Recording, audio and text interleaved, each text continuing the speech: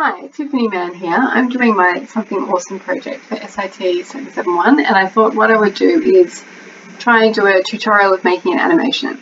I found one online and used it to help me make one for my custom code project, but I thought doing this and doing it a little bit differently would really help me and hope teach other people understand exactly what parts of the animation script do what and how they work. So essentially what I did was start with a piece of paper that I folded up into 16 and drew numbers on, which you can see here, and then hopefully you'll be able to see I did another one with a ball that essentially bounces through, which I'm hoping that you can see here. So the ball goes down and then goes up again, goes nearly off the page and then comes back down. The next thing to do is to figure out the size of the image in terms of pixels, width and height. So I've opened it here in Paint 3D and you can see there's a width and height. It's in the 2000s there. So what I've done is unclicked the lock aspect ratio and just typed in 1080 by 1080 for the width and height on this image, so that I know that when I divide it into its 16 little squares with the numbers in them, they'll be 270 by 270 each. So the first thing we do once we've got our bitmap sorted is make an animation script. So I've set up a new console here in VS Code and I'm using SplashKit here to make this animation. So the first thing I want to do is create my animation script. So I'll just go to new file here. I'm going to call it numbers.txt. It needs to be a text file. And that'll be my animation script. Now, in order for this to run, when I run the program, this numbers.txt file needs to be in an animations folder within my program directory. So the first thing we'll do is go through this numbers.txt file, which is our animation script. So we've got a few things to look at here. So we've got SplashKit animation written at the top. That's really important. If that's not there, you'll get an error telling you to write it in. The next thing we've got here is these two sets of numbers here. The first set here is the frame identification number and the second set is the image cell number. Third number here is duration of the frame and the last one is which frame to go look at next. So essentially this is pretty much the script that I put into my project that I got running. So what I wanted to do was replicate it here but with our 1 to 16 grid so we can see what happens when we manipulate different parts of that. So this is what we get. So we've successfully managed to separate our big piece of paper into 16 squares, which are 1 to 16, and our script now is running through all of them. So this is where we go back and look at what's happening where. So the first parameter I wanted to look at, which I thought would be nice and easy to manipulate, was duration. So what we'll do first, quick and easy, we'll change this from 15 to say 75 and then we'll see what happens. So this is heaps better. We can now actually see the numbers. We can see the duration has changed. It's gone from being a whole big blur to being separated out till we can actually see each individual tile.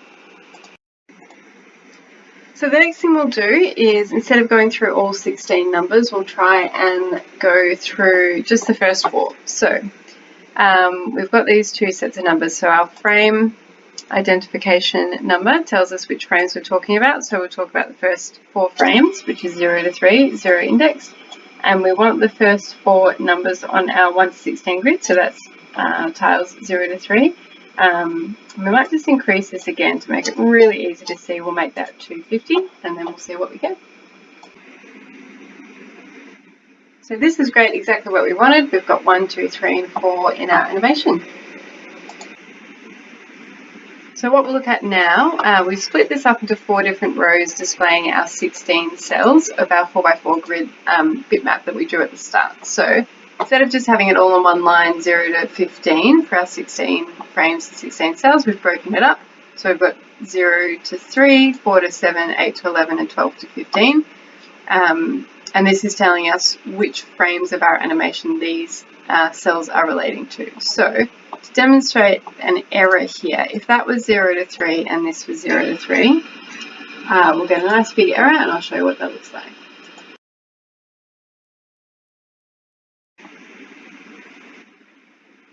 So instead of repeating those numbers and getting a big error and having our program break, what if we repeated these numbers instead?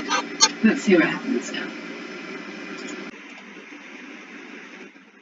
So this is a really great way to see what all these different parameters mean, and I think we've covered it all pretty much now. So if we look through this, we've got 1, 2, 3, 4, 1, 2, 3, 4, 9, 10, 11, 12, and so on. So we can see that if we repeat the cell identifying numbers, it doesn't matter, it just gives us different cell outputs into our animation. But if we repeat or duplicate any of the frame identification numbers, the whole system breaks because we can't repeat those numbers, they need to be unique. So we're nearly there. The last thing we need to look at is these numbers at the end of the rows, which is the next frame. So if we look across the whole line, we've got frames 0, 1, 2, and 3. So the first 4 frames of our animation, we're using the cell identifiers 0, 1, 2, and 3, which from our big 4x4 grid of numbers that we drew is numbers 1, 2, 3, and 4.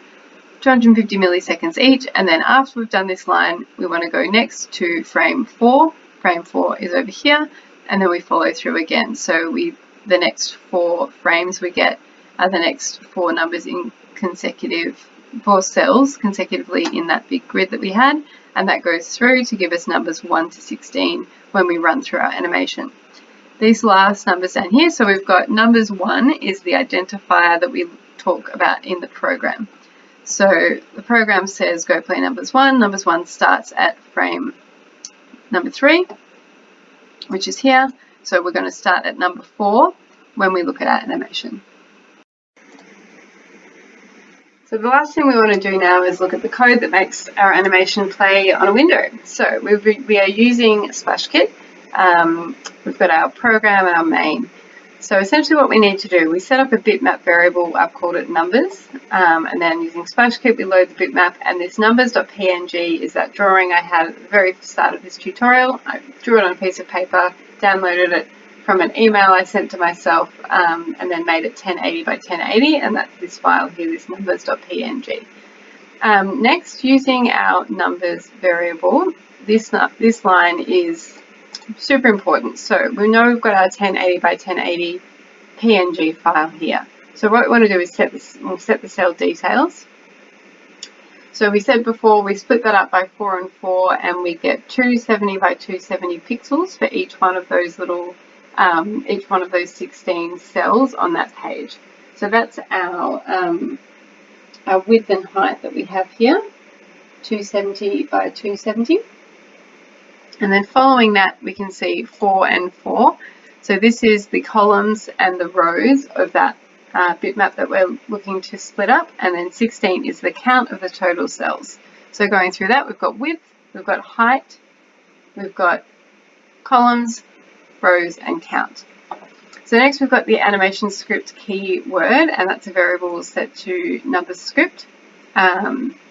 And then using SplashKit.load animation script, we put in numbers script.txt. So this is that numbers file. It's actually called numbers script in this version of it, but it's the numbers.txt file that we made at the start that's got all of our animation script in there.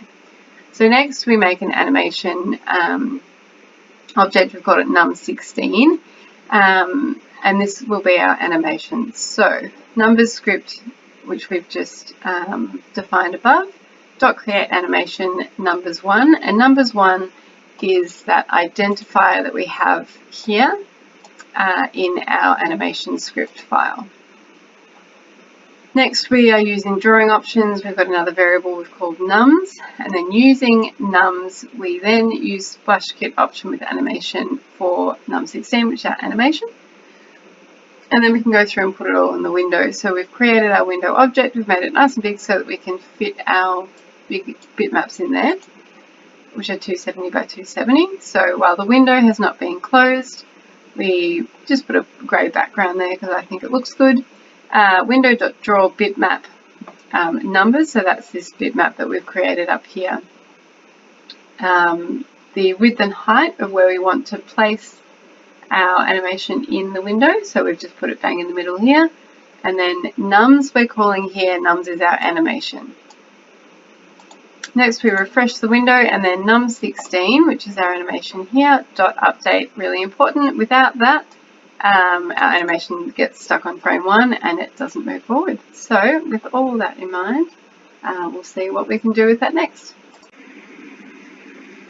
So for our last look at our animation, what I've done here is in that middle line where we broke it up into 4 lines, a benefit of that is that that third line, I've kept the duration at 250, but the first, second and fourth, I've changed it to 150. So breaking it up like this allows us to manipulate the middle of the script while leaving other bits untouched, so that we can speed up and slow things down throughout the animation.